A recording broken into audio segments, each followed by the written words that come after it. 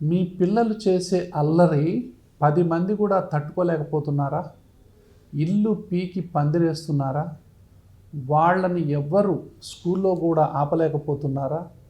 So ఇంట్లో మీరు ఆ పిల్లల్ని ఆపలేక, కంట్రోల్ చేయలేక ఏడుస్తున్నారా? ఇలాంటి పిల్లలు అటెన్షన్ డెఫిసిట్ డిజార్డర్ కానీ, హైపర్ యాక్టివ్ చిల్డ్రన్ కానీ, ఆర్టిస్టిక్ బిహేవియర్ కానీ ఉండొచ్చు. ఇలాంటి హైపర్ యాక్టివ్ చిల్డ్రన్లో అన్రికగ్నైజ్డ్, అన్ట్రీటెడ్, అన్ఐడెంటిఫైడ్ అలర్జీ కానీ, ఆస్తమా కానీ ఉందా? వాళ్లకు చీటికి మాటికి జలుబు చేస్తుందా? వాళ్ళ ఎడినాయిడ్స్ ఉబ్బున్నాయా? వాళ్ళు నోరు తెరిచి నిద్రపోతున్నారా? ఇలాగ ఉంటే గనక ఇవన్నీ కూడా హైపర్ యాక్టివిటీకి ఇండైరెక్ట్గా కారణాలు కావచ్చు.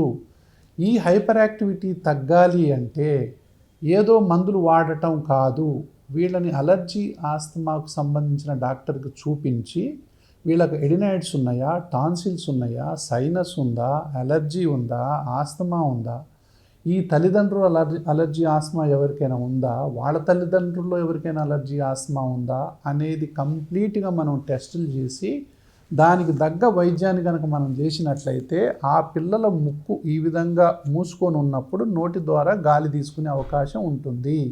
కాబట్టి ఈ ఎలర్జిక్ ఇన్ఫ్లమేషన్ని యాంటీ ఆస్తమా మెడికేషన్ ద్వారా మనం గనక ఓపెన్ చేయగలిగితే, ఈ ఇన్ఫ్లమేషన్ని కంట్రోల్ చేయగలిగితే వీళ్ళ హైపర్ యాక్టివిటీ అనేది చాలా వరకు తగ్గిపోతుంది.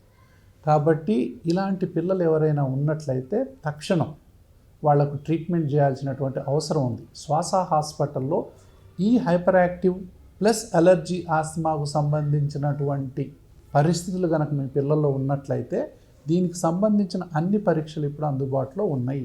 వాళ్లకు తాళానికి తగ్గ తాళం చెవిలాగా మనం వైద్యం చేసినట్లయితే వాళ్ళ హైపర్ యాక్టివిటీ అనేది 50% తగ్గిపోయేటటువంటి